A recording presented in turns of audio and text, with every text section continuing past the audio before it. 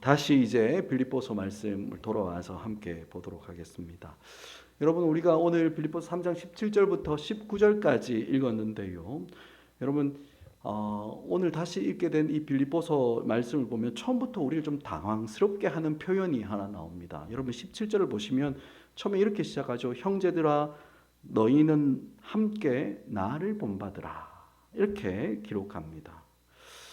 그런데 여러분, 사실 가만히 한번 생각해 보십시오. 우리가 본받아야 하는 유일한 분이 누구입니까? 예수님이시죠. 그죠? 우리 성도들은 예수님의 본을 받고 예수님을 닮아가는 그런 사람들이지 않습니까? 그런데 이런 사실을 너무나도 잘 알만한 사람이 이 사도 바울이 예수님을 본받으라 라고 이야기하는 것이 아니라 누굽니까? 나를 본받으라. 그렇게 이야기하고 있는 게 이 장면이 너무 당황스러운 거예요. 여러분, 복음과 진리는 뭡니까? 은혜가 우리를 변화시킨다, 이거 아니겠습니까? 그죠? 자격 없는 자에게, 공로 없는 자에게, 정말 일한 것이 아무것도 없는 그런 자들에게 하나님께서 참된 생명과 참된 자유를 은혜로 주셨습니다. 그래서 이 은혜를 받은 성도들 마음에 뭐가 있습니까? 빚진 자의 심령이 있는 거예요. 정말 빚진 자의 심령을 가지고 겸손함으로 살아가도록 하는 것이 여러분 기독교 신앙입니다. 그런데 정작 이 기독교의 대사도인 사도 바울이 너희는 나를 본받으라 이렇게 이야기하고 있으니까 우리의 마음에 이 불편한 마음이 생기는 것이 사실입니다. 도대체 이 사람이 얼마나 대단한 사람이기에 어떻게 감히 자기를 본받으라고 그렇게 말할 수 있을까 하는 그런 불편한 마음이 우리 가운데 올라오는 거죠. 하지만 사랑하는 여러분, 사도 바울이 자기를 드러내고자 하는 마음으로 이렇게 말하지는 않았을 겁니다. 왜냐하면 사도 바울이 기록한 다른 성경들, 다른 서신들을 보면 어떻게 이야기합니까? 나는 지극히 작은 자보다 더 작은 자다 이렇게 말하기도 하고요. 또 나는 죄인 중에 괴수다라고 이렇게 고백하기도 합니다. 그러니 사도 바울이 이렇게 자기를 고백한 사람이 어떻게 자신의 어떤 모습을 모델로 내세웠을까? 그죠? 우리는 그렇게 생각하지 않는 겁니다. 여러분, 그렇다면 우리가 오늘 이 말씀을 어떻게 이해하고 어떻게 받으면 될까요? 여러분, 우리가 성경을 읽을 때 그 말씀의 의미를 파악하려면 그 본문의 흐름을 타면서 읽어야 합니다. 성경을 보면 간혹 이런 것들 나오죠. 성경의 전체적인 어떤 흐름이나 뉘앙스는 조금 다르게 느껴지거나 혹은 약간 좀 반대되는, 상반된다라는 그렇게 생각하는 말씀들이 나올 때가 있어요. 여러분, 그럴 때에는 그 본문의 앞과 뒤를 살펴보면서 흐름과 문맥, 그죠? 그 본문이 계속해서 말하고 있는 내용이 무엇인가? 이것을 따져보면서 읽어야 되는 겁니다. 여러분, 오늘 본문도 마찬가지입니다. 너희는 나를 본받으라 라는 이 구절만 딱 잘라서 보면 마치 사도 바울이 자기가 마치 교주가 된 마냥 자기를 모델로 내세우는 것 같지만 사실 우리가 앞에서도 이야기했지만 우리 성도들의 삶에 있어서 참된 모델은 누굽니까? 예수님 한 분이십니다. 예수님 이외에는 여러분 우리 삶의 모범은 아무도 없어요. 성경에 나오는 그 어떤 누구라도 사람은 다 어떤 존재입니까? 연약한 존재입니다. 사람에게는 다 한계가 있고 허물이 다 있어요. 그러니 그런 사람이 어떻게 우리의 모델과 어떤 우리의 본이 될 수 있겠습니까? 여러분들 앞에 서 있는 저도 마찬가지입니다. 제가 이제 생각해 보니까 벌써 4월 27일 마지막 주던데요. 부임한 지 이제 만 4개월 되었습니다. 이런 거 세고 있습니다, 아직. 여러분, 제가 부임해서 이렇게 보니까 여러분들이 정말 저를 사랑해 주시고 귀하게 여겨 주신다는 것을 많이 느껴요. 아, 고마워요. 그래서 생각해 봤어요. 왜 그렇게 사랑해 주시고 귀하게 여길까? 가만히 생각해 봤거든요. 왜일 것 같습니까? 처음이니까 잘 봐주시는 것 같아요. 이제 아마 그럴 거예요. 점점 시간이 지나가면 지나갈수록 여러분들이 저를 점점 더 알아가면 더 알아가게 될 텐데 이런 일이 곧 다가올 것 같아요. 저의 본성과 속사람을 이제 잘 알게 되어서 이야, 우리 목사님도 별거 없네. 알고 보니까 똑같은 나쁜 놈이구나. 이렇게 말씀하실 날이 점점 더 다가오고 있다라는 걸 제가 느끼고 있습니다. 어떻습니까? 여러분, 사람은 다 약합니다. 다 약해요. 그래서 사람은 우리가 더 사랑하고 더 아끼고 더 보호하고 받아주고 지켜줘야 되는 그런 대상들인 거지. 여러분, 우리의 본이 될 수는 없어요. 우리의 영원한 모범은 누구입니까? 예수님밖에 없다는 걸 여러분 믿으시기 바랍니다. 아멘. 하지만 여러분, 그럼에도 불구하고 오늘 본문에서 사도 바울은 너희는 함께 나를 본받으라 라고 이렇게 말씀하고 있습니다. 여러분, 그렇다면 이 말의 의미가 무엇일까요? 앞뒤 문맥을 한번 좀 생각해 볼까요? 우리 지난번에 한 주 쉬었으니까 지난번까지 어떤 이야기가 있는지 한번 생각해 볼 겸 어떤 맥락에서 이어지는지 한번 생각해 봅시다. 사도 바울이 예수님을 인격적으로 만났습니다. 그러고 보니까 어땠습니까? 예전에 너무 소중하고 예전에 너무 소중하게 여겼던, 너무 귀하게 여겼던 것들이 어떻게 보였습니까? 다 잃어버려도 되는 배설물처럼 보이고 해로 여겨졌던 겁니다. 예수님을 아는 지식이 얼마나 소중한지 예수님을 더 알고 예수님을 더 얻고 예수님을 더 닮고 더 사랑할 수만 있으면 모든 것을 다 잃어버려도 되고, 또 예수님을 더 알아가기 위해서 예수님의 그 부활의 권능과 그 고난에 참여하고 싶다라는 것이 여러분 사도 바울의 고백이었지 않습니까? 다 기억하시죠? 예, 여러분들 표정 보니까 뭐 다 안다, 목사님 엄청 반복했는데 그거 까먹었겠냐, 그런 표정이 느껴집니다. 뿐만 아니라 사도 바울은 분명히 예수님과 그의 나라를 위해서 큰 일을 감당했던 사람이었습니다. 하지만 그럼에도 불구하고 어땠습니까? 뒤에 있는 것, 내가 옛날에 했던 것, 과거에 했던 것 다 잊어버리고 앞에 있는 표대를 향해서, 부르심의 상을 향해서 전력 질주를 하며 달려가는 삶을 산다, 그렇게 고백했습니다. 그죠? 여러분, 그렇다면 이렇게 고백했던 사도 바울이 나를 본받으라 라고 하는 것이 여러분 무엇이겠습니까? 그가 지금 살아가고 있는 어떤 이런 삶의 형태를 본받으라는 겁니다. 나 자신을 본받으라, 나는 너희의 모델이 된다라는 게 아닌 거예요. 바울이 예수님을 만난 이후에 지금 살아가고 있는 어떤 특정한 한 형태의 삶을 너희도 그렇게 살아가야 한다라고 지금 도전하고 있는 겁니다. 사랑하는 여러분, 성경을 보면 구약의 위대한 족장들과 믿음의 선배들이 많이 등장합니다. 하지만 성경은 이러한 사람들을 신앙의 본으로 우리에게 제시하지는 않아요. 우리 구주 예수님이 우리의 참된 본이십니다. 우리의 인생들은 약하고 허물투성입니다. 가장 좋게 보이는 그 시점조차도 너무나 어리석고 너무나 약한 것이 여러분 우리 인생의 본연적인 모습이죠. 하지만 여러분, 이 믿음의 선배들이 살아갔던 삶 속에는 우리도 그렇게 살아가야 하는 어떤 형태의 삶, 어떤 삶의 모습이 있다는 겁니다. 그래서 여러분 17절을 보면 사도 바울이 자기만을 모델로 제시하는 것이 아니라 뭐라고 이야기합니까? 우리 17절 말씀을 같이 한번 읽습니다. 시작. 형제들아, 너희는 그리고 너희가 우리를 본받은 것처럼 그와 같이 행하는 자들을 눈여겨보라. 아멘. 여러분, 이 말씀 보니까 사도 바울이 자기만을 바라봐야 된다 이렇게 말하지 않고 그와 같이 행하는 자들, 즉 예수님이 가장 소중하기에 그의 죽으심을 본받아 부활에 이르기 위해서 달려가려고 하는, 예수님께 잡힌 바 된 그것을 잡으려고 달려가는, 아직 잡은 줄로 여기지 않고 과거의 일들은 다 잊어버리고 앞에 있는 것을 잡으려고 표대를 향해서 하나님의 그 부르심의 상을 향해서 힘껏 달려가는 그 많은 사람들을 눈여겨보고 우리 마음에 다 담아서 그들이 살아가는 그 삶의 모습을 너희도 살아가야 한다, 이렇게 도전하고 있는 겁니다. 여러분, 그렇다면 예수님을 믿는 사람들, 예수 믿는 사람들이 왜 꼭 이렇게 살아가야 되는 걸까요? 왜 그렇게 표대를 향해서 하나님의 부르심의 상을 향해서 달려가는 그 삶을 우리는 왜 그렇게 살아가야 될까요? 왜 예수님의 죽으심을 본받아 부활에 이르려는 그 삶을 살아가야 하는 겁니까? 여러분 18절 한번 볼까요? 18절 같이 읽습니다. 시작. 내가 여러 번 너희에게 말하였거니와 여러 사람들이 그리스도의 십자가의 원수로 행한. 아멘. 여러분, 사실 우리 주변에는 어떤 사람들이 많습니까? 나는 예수님을 믿는다라고 하지만 사실 잘못된 길로 가는 사람들이 너무 많아요. 그래서 자칫 잘못하면 우리도 잘못된 길로 휩쓸려 가기 때문에 그런 일들이 너무나 빈번하게 일어나는 겁니다.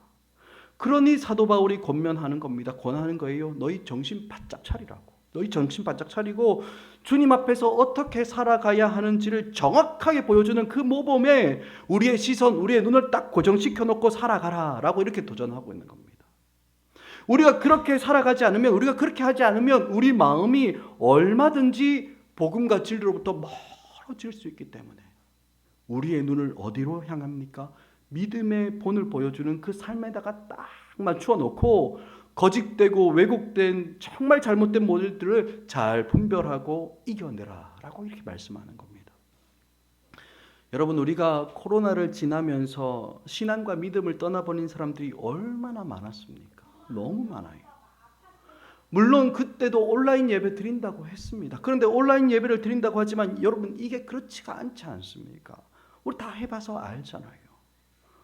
우리가 주일날 이렇게 모여서 드리는 예배가 때로는 형식적인 것 같고 때로는 좀 평범해 보이는데도 교회에 나와서 함께 예배하는 사람들을 우리 눈으로 보고 그들의 모범을 따르지 않으면 하나님을 향한 우리의 예배의 자세가 흐트러지는 것은 물론이고 신앙을 떠나버렸던 사람들이 얼마나 많았습니까? 여러분, 우리 눈이 바라봐야 할 것을 제대로 바라보지 않으면 우리도 금방 방향을 잃어버리게 되는 거예요.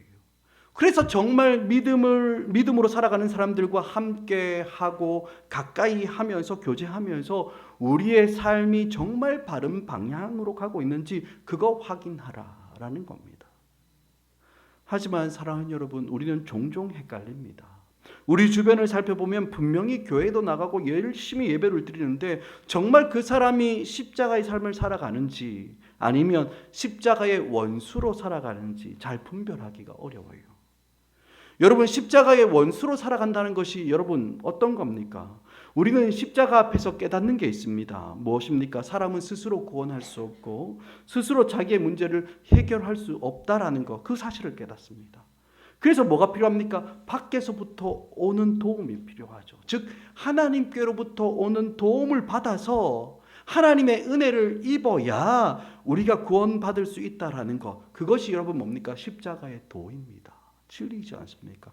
그런데 십자가의 원수들은 이 십자가의 도를 거부해버리는 겁니다. 아니라는 거예요. 여러분, 우리가 막 나쁜 짓을 막 하거나 다른 사람들에게 해악을 끼치고 자신의 삶을 허랑방탕하게 막 사는 것은 그렇게 사는 것만 십자가를 거스르는 것, 여러분 그런 게 아닌 겁니다. 정말 똑똑한 사람도, 정말 도덕적으로 바르게 살아가는 사람들도, 정말 성실하게 최선을 다해서 살아가는 사람들도 여러분 얼마든지 십자가의 원수 될 수 있습니다. 왜 그렇습니까? 스스로를 구원할 수 있는 것처럼 생각하는 겁니다. 스스로 자기의 인생을 준비하고 내 힘으로 자신의 미래를 열어갈 수 있다라고 생각하는 거예요. 여러분, 이 세상이 우리에게 말하는 것이 무엇입니까? 사람에게는 무한한 가능성이 있기 때문에 다 자기 하기 나름이다. 꿈은 이루어지는데 다 자기 마음먹기에 달려있기 때문에 그러니 너희가 적극적으로 생각하고 인생을 스스로가 주도해서 열심히 살아간다, 이렇게 말합니다. 여러분, 그런 이야기 들려오면 어떻습니까? 우리도 막 할 수 있을 것 같고, 내가 조금만 더 노력하면 내 삶이 완전히 바뀔 것 같고, 막 그래서 우리 마음도 막 두근두근거려요. 가슴이, 심장이 막 벌렁벌렁거립니다. 하지만 여러분, 이게 세상의 이야기입니다. 이게 세상의 이야기고 우리를 십자가의 원수로 행하게 만드는 거예요. 여러분, 정말 바르게 사는 것이 무엇입니까? 우리 구주 예수님을 영접하고 예수님을 믿고 예수님을 의지하며 살아가는 것이 정말 바르게 살아가는 삶인 겁니다. 하지만 그렇게 안 살고 나를 개발하는 것으로, 자기를 끝없이 발전시키는 것으로 내 안에 있는 이 무한한 가능성의 세계를 열 수 있는 것처럼 생각하며 마치 신앙과 이 믿음은 거추장스럽게 만드는 것, 여러분 그 십자가의 원수들이 세상에 많이 있는 겁니다. 복음과 진리에 관해서 이런 거짓된 이야기를 끝없이 퍼뜨리며 십자가의 진리를 부인하는 잘못된 분들이 우리에게 너무 많은 거예요. 뿐만 아니라 십자가의 도를 거부하는 것뿐만 아니라 십자가의 삶을 거부하는 사람들도 있습니다. 여러분, 십자가가 우리에게 보여주는 삶이 뭡니까? 희생이죠. 나 자신입니다. 내어주는 거예요. 내 자아가 죽는 겁니다. 왜? 다른 사람들이 살아나고 다른 사람들이 더 유익하도록 더 잘 되도록 하는 것. 여러분, 그것이 십자가가 우리에게 보여주는 삶의 모습이지 않습니까? 하지만 여러분, 이 세상은 이렇게 십자가의 삶을 살아가는 것은 어리석은 짓이라고 이야기합니다. 물론 적극적으로 교회를 막 미워하거나 적극적으로 성도들을 핍박하지는 않습니다. 하지만 여러분, 세상이 말하는 것이 무엇입니까? 좋은 일을 많이 하는 것도 좋지만 네가 우선이다, 이 이야기를 하지 않습니까? 네가 먼저 잘 돼야 되지 않겠냐, 그리고 난 다음에 좋은 일 해라 라고 말합니다. 또 자녀들에게 대학만 들어가면 네가 원하는 대로 마음대로 할 수 있으니까 일단 좋은 대학 들어가고 난 다음에 네 알아서 하라고. 그러니까 너는 지금 하나님 섬기고 예수님 따르는 거 이것보다 그냥 공부만 해라, 그렇게 이야기합니다. 네가 취업을 하고 나서 네가 원하는 거 다 할 수 있지 않느냐, 그러니까 네가 취업하는 게 우선이다. 여러분, 세상은 계속해서 우리에게 이런 이야기를 합니다. 뭡니까? 자기 중심적으로 살아가라는 거예요. 자기 중심성, 이것이 여러분 세상의 가치관입니다. 하지만 여러분, 우리가 예수님을 만나고 나면 이런 우선순위가 바뀌는 거예요. 내가 우선이던 그 우선순위가 바뀌는 겁니다. 어떻게 해요? 하나님 중심으로. 하나님을 영화롭게 하고 이웃을 유익하게 하고 정말 이웃들을 복되게 하는 것이 우리 삶의 진짜 소중하고 가치로운 것이 되는 겁니다.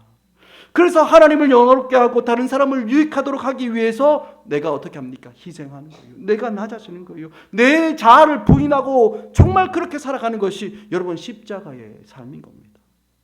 그런데 문제는 이러한 십자가의 삶을 거부하는 십자가의 원수들이 너무 많은 겁니다. 그러니 우리가 주님 앞에서 믿음으로, 정말 믿음으로 살아가는 사람들을 향해서 눈을 딱 고정시켜야 되는 거예요. 왜? 우리도 십자가의 도를 따라 십자가의 삶을 살아가기 위해서 계속해서 보라는 거예요. 계속해서 배우고 계속해서 그들이 하는 것처럼 너도 시도해보기 위해서 계속해서 우리의 눈을 딱 고정시켜 놔야 되는 겁니다. 정말 십자가로 살아가는 삶이 우리에게 익숙해져서 십자가로 생각하고 십자가로 살아가도록 우리의 눈과 마음이 이 십자가의 삶을 진짜 살아가는 자들에게 딱 집중해야 하는 겁니다. 여러분, 우리가 자녀들을 길러봐서 잘 알지 않습니까? 좋은 습관 하나 가르치려면 얼마나 어려운지 몰라요. 시간도 많이 걸리고 몇 번이나 반복해서 가르쳐야 되는지 모릅니다. 그런데 여러분, 좋은 것은 그런데 나쁜 건 어떻습니까?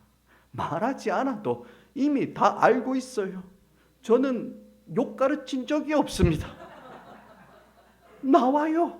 가르치지도 않아도 희한하죠.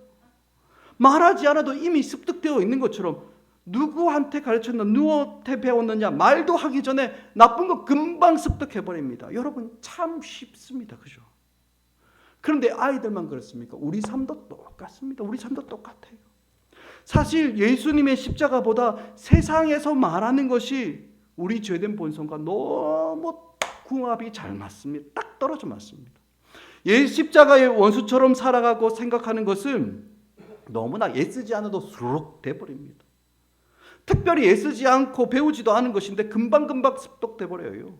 그래서 우리가 애쓰지 않으면 우리의 마음과 눈을 언제나 정말 십자가로 살아가는 그 사람들에게 딱 고정시키지 않으면 여러분, 복음과 진리에서부터 금방 멀어져 버립니다.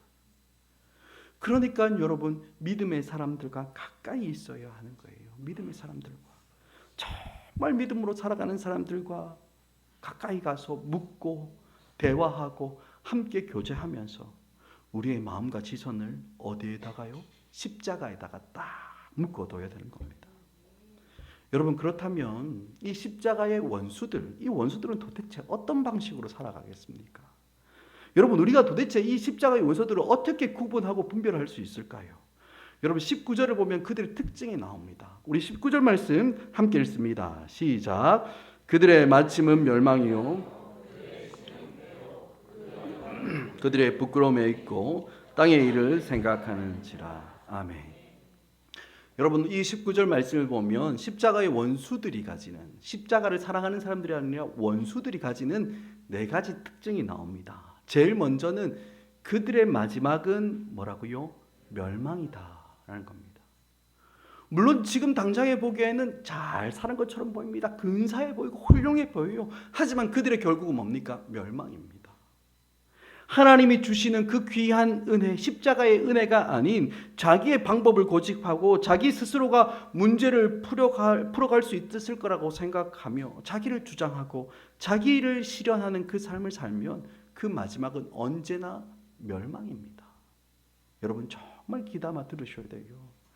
여러분 우리 기독교 신앙은 그냥 입술로 고백하는 그 고백이 전부가 아닙니다. 논리적인 말이 전부가 아니에요. 우리 전인격, 전 삶을 다 포함시키는 것입니다.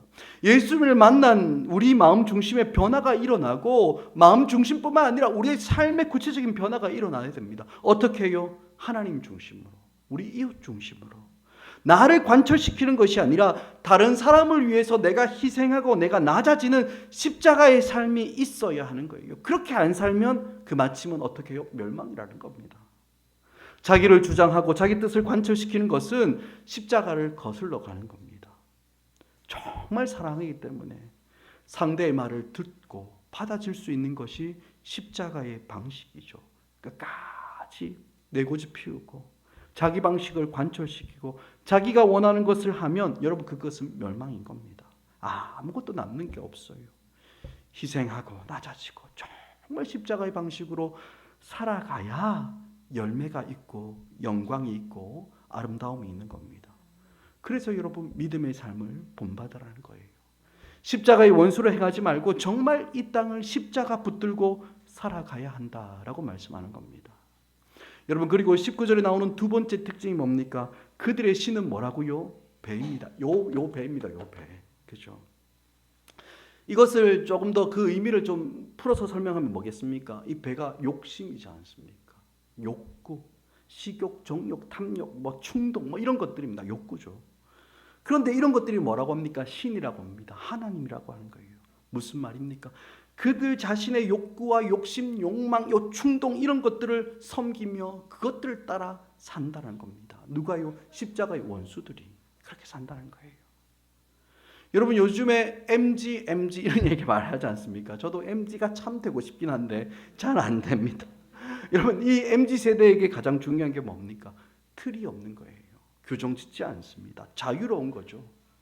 그런데 여러분 이들이 말하고 누리고자 하는 그 자유가 어떤 겁니까? 스타일도 자기 마음대로 하고 자기가 하고 싶은 이야기를 아무런 꺼리낌 없이 내뱉고 기준과 틀에 얽매이지 않는 것이 자유라고 생각합니다. 이거 물론 맞습니다. 자유라는 그런 특징이 있죠. 하지만 여러분 그런 특징만 있는 게 아닌 겁니다. 여러분 성경이 말하는 자유는 그것을 자유라고 말하지 않아요.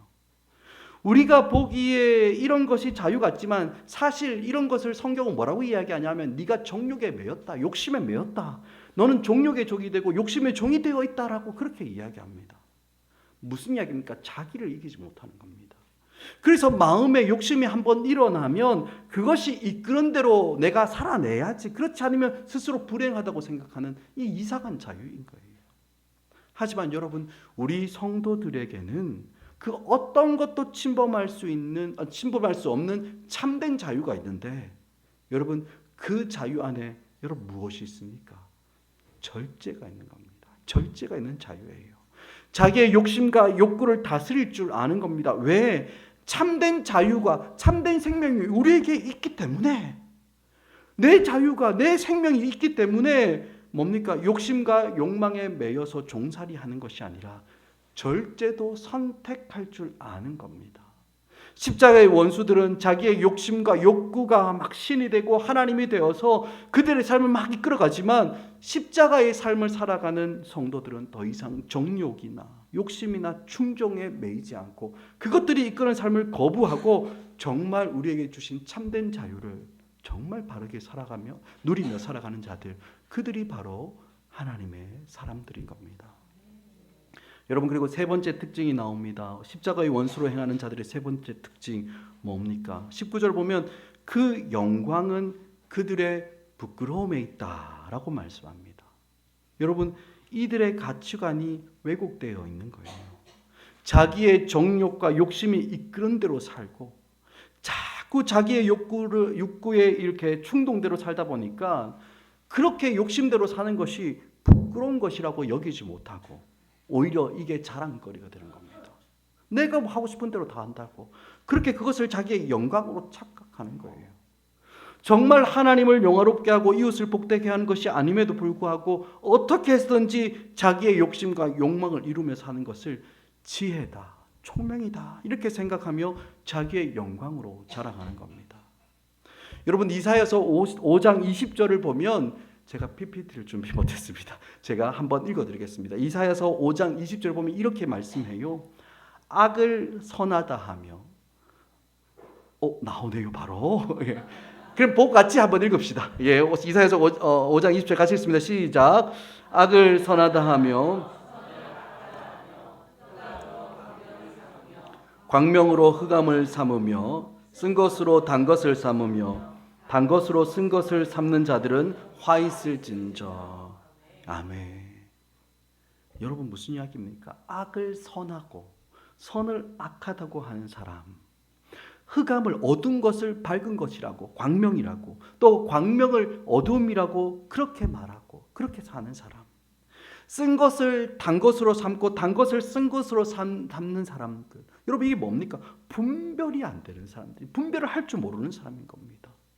그래서 수치스럽고 부끄러운 것인데도 오히려 그것을 막 자랑하고 영광으로 여기는 거예요. 그런데 여러분 이 말씀에서 뭐라고 합니까? 이들의 결과가 뭐라고요? 화 있을진저. 하나님의 심판이 임한다는 겁니다. 멸망한다는 거예요. 하나님의 심판과 진노를 피할 수 없다는 겁니다. 그런데 여러분 이런 사람들이 우리 가운데 얼마나 많은지 몰라요. 얼마나 많은지 모릅니다. 여러분 우리가 살아가면서 기본 규칙 지키는 거 그거 얼마나 중요합니까? 그런데 여러분 우리가 사회생활을 하면 어떻습니까? 그 기본과 규칙을 교묘하게 빠져나가면서 문제를 쉽게 해결하는 것을 뭐라고 이야기합니까? 이야 잘한다 이렇게 이야기하지 않습니까? 능력 있다, 대단하다, 실력 좋다 이렇게 말합니다. 뿐만 아니라 이 기본과 규칙을 충실하면서 느릿느릿하게 하면 어떻게 말합니까? 아우 깡 막힌 사람, 벽창호 같다고, 무능하고 융통성 없는 사람, 깝깝한 사람 이렇게 평가하지 않습니까? 뭡니까? 부끄러운 것인데 부끄러운 줄 모르는 거예요.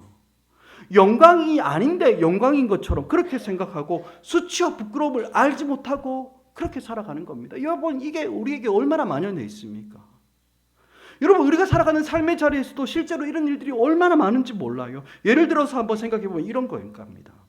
여러분 우리가 땀 흘리고 열심히 노력하고 일해서 돈을 버는 것이 하나님의 복입니까? 아니면 아무 노력도 안 하고 일 안 했는데 갑자기 돈벼락이 팍 떨어져, 이게 하나님의 복입니까? 대답을 못 하시는 거 보니까 그렇죠. 성경은 뭐라고 이야기합니까? 손이 수고한 대로 얻고 손이 수고한 대로 먹는 게 뭐라고요? 복이라고 이야기합니다. 하지만 사실 우리는 이거 복이라고 생각 안 해요. 그건 당연하다고 생각하고 오히려 일도 난 별로 안 했는데 노력도 별로 안 했는데 그냥 우연히 막 떨어지는 돈벼락, 로또라도 대박 나면 그게 복이라고 여기죠. 그러면서 뭐합니까? 그런 거 자랑하는 거예요. 그런 거 자랑하는 겁니다. 구체적으로 어떻습니까? 어디 내가 부동산 잘 팔았다가 투자했는데 대박 났다. 부럽죠. 안 부러우세요? 내가 요즘에 젊은 사람들 코인도 안 하는데 코인을 샀는데 대박 났다. 내가 주식을 샀는데 우연찮게 작전주를 잘 사가지고 막 대박 났다. 이런 거 자랑하고 다닙니다.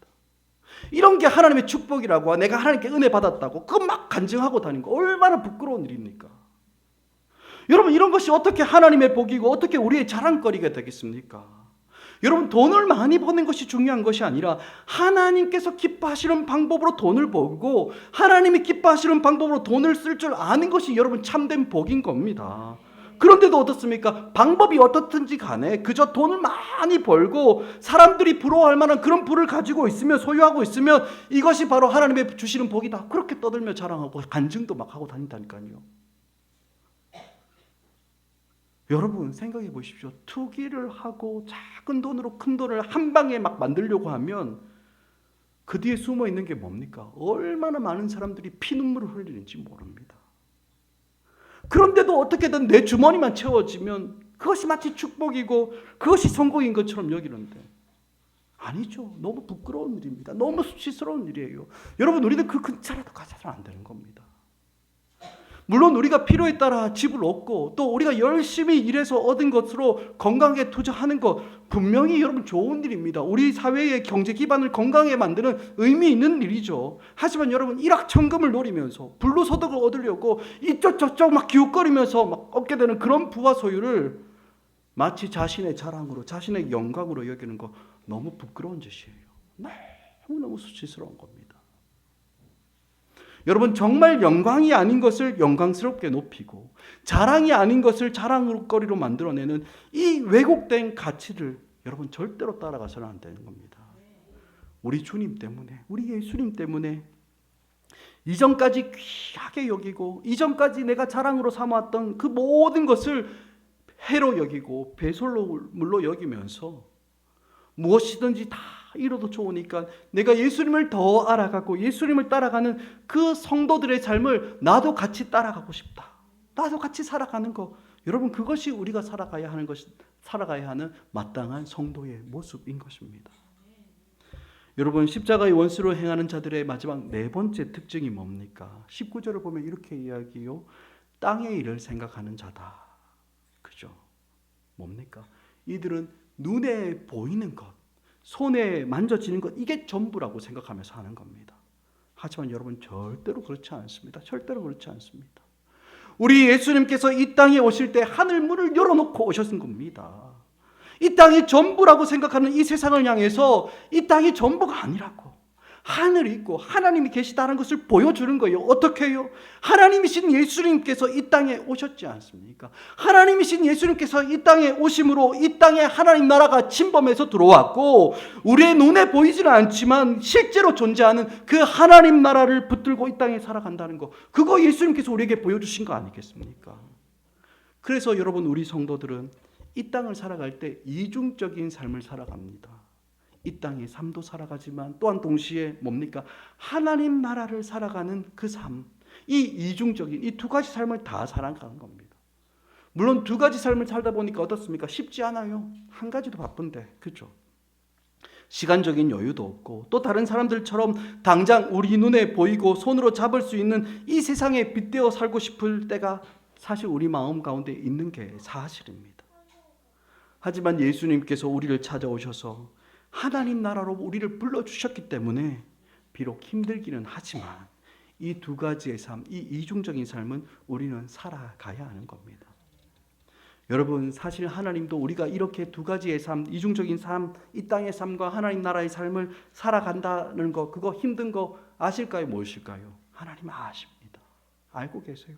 그래서 하나님께서 우리에게 주신 은혜와 선물이 있습니다. 무엇입니까? 이 길을 함께 걸어갈 수 있는 동력자를 붙여주시고 이 길을 함께 할 수 있는 공동체를 우리에게 붙여주시는 겁니다. 여러분 혼자서는 절대로 갈 수 없습니다. 서로를 붙들어주고 서로를 격려하고 서로를 지지하고 위로하면서 가야만 우리는 이 길을 제대로 갈 수 있는 거예요. 그래서 우리가 함께 자꾸 모이는 겁니다. 사랑하는 여러분 우리가 교회 공동체로 또 샘터 모임으로 모일 때마다 서로를 보면서 이 땅에서 하나님 나라를 함께 살아가는 동력자다라는 사실을 우리는 계속해서 확인해야 되는 거예요. 그래서 서로를 바라봐야 되는 겁니다. 귀한 시간을 내서 지체들과 함께 모였는데 뭐 밖에서 하던 이야기, 세상에서 하는 늘 이야기하는 거, 그 듣던 이야기를 교회에 와서도 똑같이 하고 있으면 여러분 누가 이 샘터 모임, 우리 주님의 몸된 교회 공동체를 귀하게 여기겠습니까? 정말 성도의 사귐과 교통이 있고 서로의 얼굴을 서로가 빛나게 하고 서로를 향해서 위로하고 붙들어주고 마음을 가득해서 서로를 격려하면서 그렇게 모여야 그 모임에서 공급을 받고 생명을 받고 힘을 얻을 수 있게 되는 거예요. 여러분 말씀을 맺겠습니다. 사랑하는 여러분 오늘 말씀은 십자가의 원수로 행하는 자들을 떠나고 정말 바른 본을 붙들며 살아가기를 우리에게 도전합니다. 하지만 여러분 그렇다고 우리가 이 십자가의 원수로 행하는 사람들을 막 판단하거나 정죄하거나 비판하고 무시하고 배제해서는 안 된다라고도 말씀합니다. 우리가 다른 사람들을 막 비판하고 판단하면 우리의 영혼도 어떻게 됩니까? 금방 차갑게 냉랭해져 버리고 식어져 버리는 거예요. 그래서 여러분 오늘 사도 바울도 십자가의 원수로 행하는 자들을 경계해야 한다 이렇게 말하고 있는데 어떤 마음으로 이야기합니까? 여러분 19절 다시 보시기 바랍니다. 19절 앞부분을 보면 이렇게 이야기합니다. 내가 여러 번 너희에게 말하였거니와 이제도 뭘 흘립니까? 눈물을 흘리며 말하노니 이렇게 말씀합니다. 십자가의 원수로 살아가는 그 사람들을 향해서 정죄하거나 비난하지 않고 정말 긍휼히 여기는 마음으로, 불쌍히 여기는 마음을 가지고 그들이 다시 한 번 더 생명의 길로 돌아올 수 있도록 어떻게 해요? 눈물 흘리며 권면하고 있는 거예요. 사랑하는 여러분, 진리를 가지고 있는 사람들, 정말 십자가를 그 마음에 품고 십자가로 행하는 사람들은 그 눈에 뭐가 있습니까? 다른 사람을 향한 눈물이 있습니다. 눈물이 있고 정말 그 눈물이 있기 때문에 어떻습니까? 하나님과 사람 앞에서 언제나 겸손한 거예요. 우리가 옳은 것 가지고 있고 우리가 바르기 때문에, 우리가 진리를 가지고 있기 때문에 다른 사람들을 막 함부로 대하지 않습니다. 오히려 십자가의 원수로 행하는 사람들을 바라보면서 그들도 또다시 이 생명의 길로 돌아오기를 기대하며 눈물 흘리며 기도하고 끝까지 인내하고 참고 사랑으로 섬기는 겁니다. 여러분 정말 바라기는 생명의 길을 걸어가는 우리의 삶을 통해서 이 땅이 주님의 참된 진리를 알고 다시 생명의 길로 돌아오는 놀라운 회복과 치유의 역사가 나타나는 우리 두림교회와 모든 성도님 되시길 주의 이름으로 간절히 축원합니다. 아멘.